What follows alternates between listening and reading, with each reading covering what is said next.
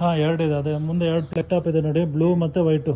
ಅದರಲ್ಲಿ 2ರಲ್ಲೂ ತೊಗೋಬೋದು ಕರೆಂಟ್. ಓಕೆನಾ, 2 AC ಕರೆಂಟೇ ಬರೋದು. ಅದು DC ಬ್ಯಾಟ್ರಿ ಚಾರ್ಜ್ ಮಾಡೋಕ್ಕೆ ಈ ವೈರಿಂದ ಯಾವಾಗ್ಲಾರ ಅದು ಬ್ಯಾಟ್ರಿ ಚಾರ್ಜ್ ಮಾಡ್ಕೊಳ್ಳೋಕ್ಕೆ ಡೈರೆಕ್ಟ್ ಇರಲ್ಲ. ನಮ್ಮ ಬೈಕಲ್ಲಿ ಬ್ಯಾಟ್ರಿ ಚಾರ್ಜ್ ಆಗುತ್ತಲ್ಲ ಆ ಥರ ಚಾರ್ಜ್ ಆಗಲ್ಲ.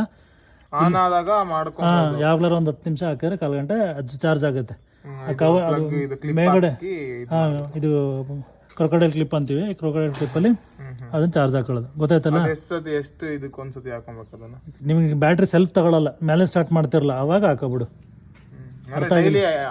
ಡೈಲಿ ಹಾಕ್ಬಿಟ್ಬಾರ್ದು, ಹಂಗೆ ಬೋವರ್ ಇದಾಗುತ್ತೆ. ಯಾವಾಗಲೂ ವಾರದಲ್ಲಿ ಒಂದ್ಸತಿ 1/4 ಗಂಟೆ 20 ನಿಮಿಷ ಅಷ್ಟು. ಹಾಂ, ಓಕೆನಾ. ಇದು ಗ್ರೌಂಡ್ ಮಾಡೋಕ್ಕೆ ನೆಲಕ್ಕೆ. ಹಾಂ, ಎಲ್ಲಾರ ನಿಮ್ಮ ಗ್ರೌಂಡಿಂಗ್ ಇರುತ್ತೆ ಆ ಥರ ಗ್ರೌಂಡಿಂಗ್ ಮಾಡೋಕ್ಕೆ. ಓಕೆನಾ, ಇದು ಸಿಂಪಲ್. ಇದು ಆಫ್ ಆ್ಯಂಡ್ ಹಾಂ, ಇದು ಕಂಟ್ರೋಲ್, ಇದ್ರದ್ದೆಲ್ಲ ಇದರಲ್ಲೇ ಕಂಟ್ರೋಲು. ಇದು ವೋಲ್ಟೇಜ್ ಇದು ಎಷ್ಟು ಬರ್ತಾ ಇದೆ ಅಂತ ಹರ್ಡ್ಸಲ್ಲಿ ಮತ್ತು ಆ್ಯಮ್ಸಲ್ಲಿ ಎಷ್ಟು ಕನ್ಸ್ಯೂಮ್ ಆಗ್ತಿದೆ ಅಂತ ತೋರಿಸುತ್ತೆ. ಇದು ಆಯಿಲ್ ಎಂಟ್ರೇನ್ ಆದರೆ ಆಯಿಲ್ ಅಲಾರಾಮ್ ಲ್ಯಾಂಪ್ ಕಮ್ಮಿ ಆಗಿದ್ರೆ ಆಯಿಲ್. ಓಕೆನಾ, ಇದು ಮ್ಯಾನ್ಯಲ್ ಸ್ಟಾರ್ಟು ಮಾಡ್ಬೋದು ಹಿಂಗೆ ಹೇಳಿದೆ. ಇಲ್ಲ ಅಂದರೆ ಸೆಲ್ಫ್ ಸ್ಟಾರ್ಟ್ ಹೊಡೆದ್ರೆ ಆ ಗ್ರೀನ್ ಲೈಟ್ ಬಂತು ಅಂದರೆ ಬಿಟ್ಬಿಡು.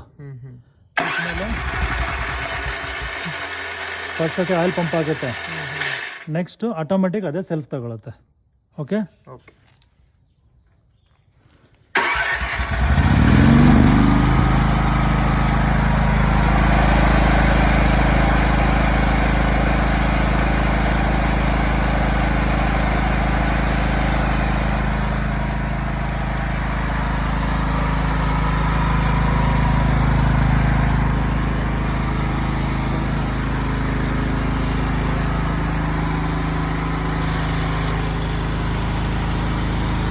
ಹೆಂಗೆ ಬೇಕಂತ ಎಳೆದಾಡ್ಬೋದು.